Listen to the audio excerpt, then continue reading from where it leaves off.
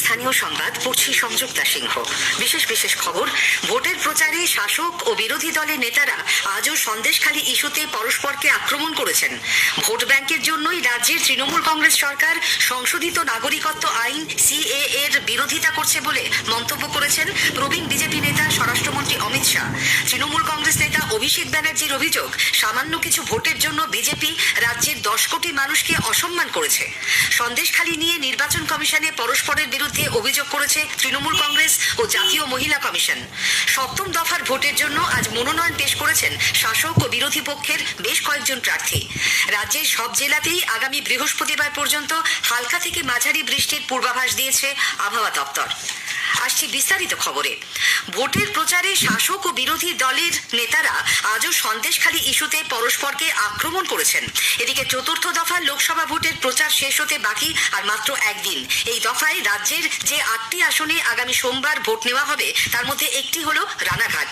এই কেন্দ্র নিয়ে আমাদের ইলেকশন সেলের একটি প্রতিবেদন।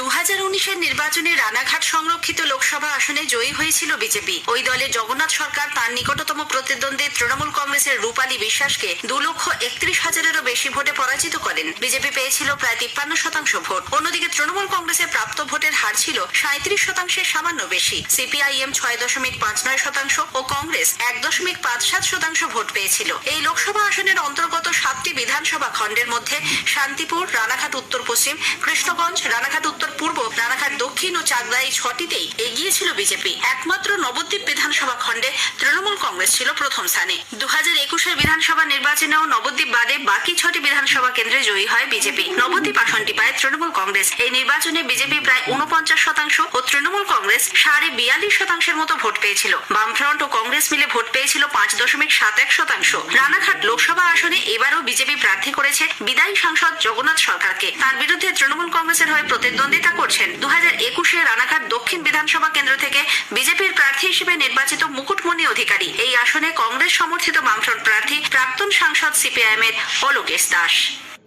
প্রবীণ বিজেপি নেতা কেন্দ্রীয় স্বরাষ্ট্রমন্ত্রী অমিত শাহ আজ নদিয়ার রানাঘাট লোকসভা কেন্দ্রের দলীয় প্রার্থী জগন্নাথ সরকারের সমর্থনে মাঝদিয়ায় এবং বীরভূমের প্রার্থী দেবতনু ভট্টাচার্যের সমর্থনে রামপুরহাটে জনসভা করেন।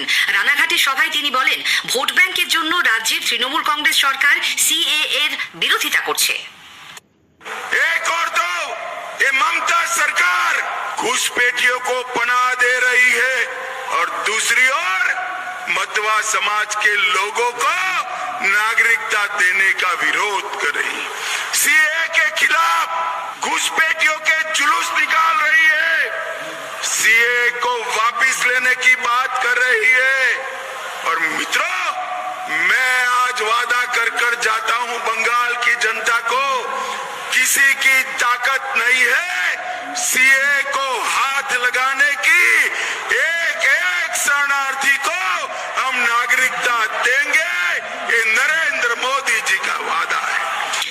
বীরভূমের সভায় অমিত শাহ দুর্নীতির প্রশ্নে তৃণমূল কংগ্রেসকে কড়া ভাষায় আক্রমণ করেন। রামপুরহাট থেকে শ্রী শাহ যান রানীগঞ্জে।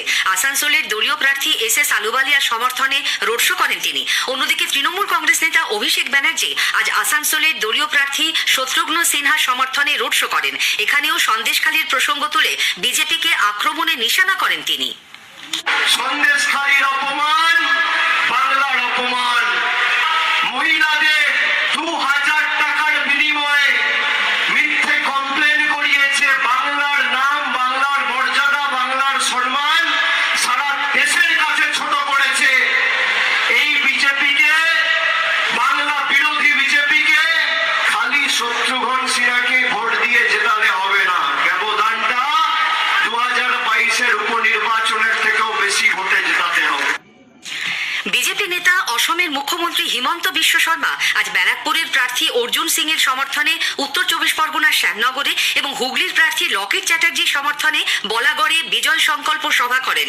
শ্যামনগরের সভার পর সন্দেশখালী ইস্যুতে সাংবাদিকদের প্রশ্নের উত্তরে হিমন্ত বলেন, संदेशखाली का जो अपराधी है सीबीआई को तदन करने दीजिए, आप बीच में मत पड़िए। अभी आप क्यों बीच में पड़ रहा है? जब high court and supreme court ने बोला है सीबीआई को इंक्वायरी करने के लिए, अभी आप बीच में ये स्टेटमेंट लेने का काम क्यों कर रहे हैं? মেদিনীপুর লোকসভা আসনের প্রার্থী অগ্নিমিত্রা পালের সমর্থনে আজ খড়গপুরে জনসভা করেন বিজেপির প্রবীণ নেতা রেলমন্ত্রী অশ্বিনী বৈষ্ণব। বহরমপুর কেন্দ্রের কংগ্রেস প্রার্থী অধীর চৌধুরীর সমর্থনে আজ সন্ধ্যায় বেলডাঙ্গায় জনসভা করেছেন কংগ্রেস নেতা উর্দু কবি ইমরান প্রতাপগড়ি। সন্দেশখালী ইস্যুতে তৃণমূল কংগ্রেস এবং জাতীয় মহিলা কমিশন পরস্পরের বিরুদ্ধে নির্বাচন কমিশনে অভিযোগ জানিয়েছে। পদের অপব্যবহার করে জাতীয় মহিলা কমিশনের চেয়ারপারসন রেখা শর্মা সন্দেশখালীর ঘটনা নিয়ে চক্রান্ত করেছেন বলে তৃণমূল কংগ্রেসের অভিযোগ। দলের মুখপাত্র রাজ্য মন্ত্রিসভার সদস্য শশী পাঁজার দাবি, রেখা শর্মার নাম বলেছেন সন্দেশখালীর মহিলারাই। অন্যদিকে তৃণমূল কংগ্রেসের বিরুদ্ধে পাল্টা অভিযোগ করেছেন রেখা শর্মা। মুখ্য নির্বাচন কমিশনারকে লেখা চিঠিতে তিনি বলেছেন, সন্দেশখালীর নির্যাতিতাদের অভিযোগ প্রত্যাহার করে নিতে বাধ্য করছে বাংলার শাসক দল। অবাধ ও সুষ্ঠু নির্বাচনে এর প্রভাব পড়তে পারে। প্রশাসনকে এ ব্যাপারে উপযুক্ত ব্যবস্থা নেবার নির্দেশ দিতে কমিশনের কাছে আবেদন জানিয়েছে জাতীয় মহিলা কমিশন।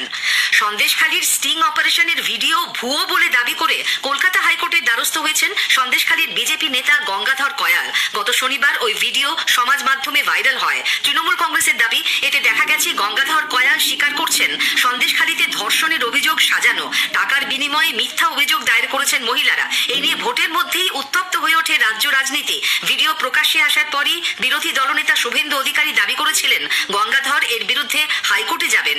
আজ আদালতে বিচারপতি জয় সেনগুপ্তের এজলাসে মামলা দায়ের করার অনুমতি চান গঙ্গাধর। বিচারপতি সেই অনুমতি দিয়েছেন। হাইকোর্টে নিরাপত্তার আবেদনও জানিয়েছেন তিনি।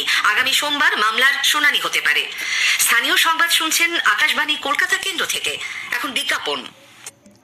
বাংলার জন্য একবার ভেবে দেখুন, কেন বিজেপি ষড়যন্ত্র করে বাংলার ভাবমূর্তি বাংলার বাইরে ক্ষুণ্ণ করছে।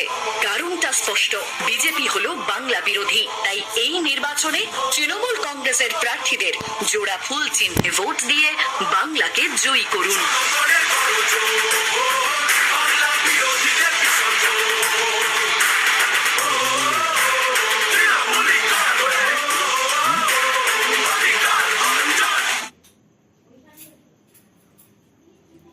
ফিরে আসছি স্থানীয় সংবাদে।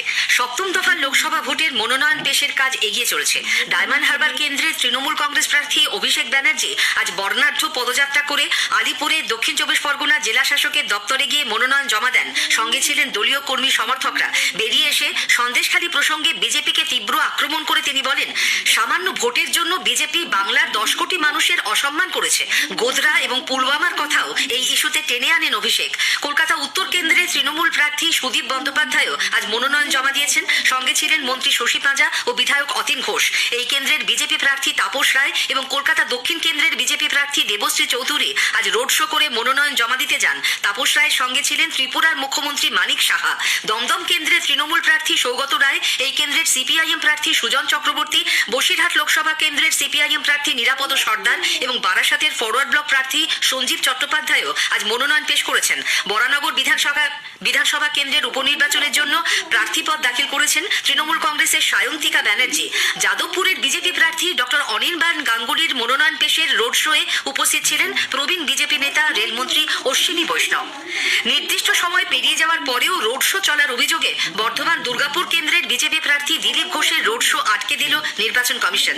পূর্ব বর্ধমানের রায়ান স্কুল মোড় থেকে শুরু হয়ে গোটা গ্রাম ঘুরে সেখানেই এই রোড শো শেষ হবার কথা ছিল, কিন্তু রায়ানের দুর্গাতলায় কমিশনের প্রতিনিধিরা তাদের আটকে দিলে দুপক্ষের বাগবিতণ্ডা শুরু হয়। দেখা দেয় তীব্র উত্তেজনা। ভোটের আগেই পূর্ব বর্ধমানের ভাতার বাজারে বিজয় মিছিল করল তৃণমূল কংগ্রেস। উপস্থিত ছিলেন ভাতারের বিধায়ক মানগোবিন্দ অধিকারী ও দলের ব্লক সভাপতি বাসুদেব যশ এবং দলীয় কর্মীরা। বিরোধীরা অবশ্য এই মিছিলকে গুরুত্ব দিতে নারাজ। মুর্শিদাবাদের ভরতপুর বিধানসভা কেন্দ্রের তৃণমূল কংগ্রেস বিধায়ক হুমায়ুন কবিরকে নির্বাচন কমিশন শোকজ করেছে। ভোটের প্রচারে বিজেপি প্রার্থীদের সম্পর্কে তার কিছু মন্তব্য আদর্শ আচরণবিধি লঙ্ঘন করেছে বলে অভিযোগ। 13 তারিখের মধ্যে হুমায়ুনকে শোকজের জবাব দিতে হবে।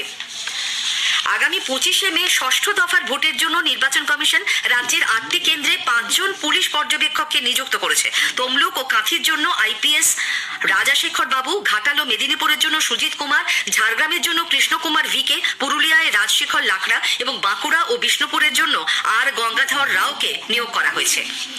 জোড়া ঘূর্ণাবর্ত এবং অক্ষরেখার প্রভাবে দক্ষিণবঙ্গের সব জেলাতেই আজ বজ্র বিদ্যুৎ সহ বৃষ্টির পূর্বাভাস দিয়েছে আবহাওয়া দপ্তর। সঙ্গে বইবে ঘন্টায় 50 থেকে 60 কিলোমিটার বেগে ঝোড়ো হাওয়া। রাজ্যের সব জেলাতেই আগামী বৃহস্পতিবার পর্যন্ত হালকা থেকে মাঝারি বৃষ্টির সম্ভাবনা। স্থানীয় সংবাদ শেষ হলো।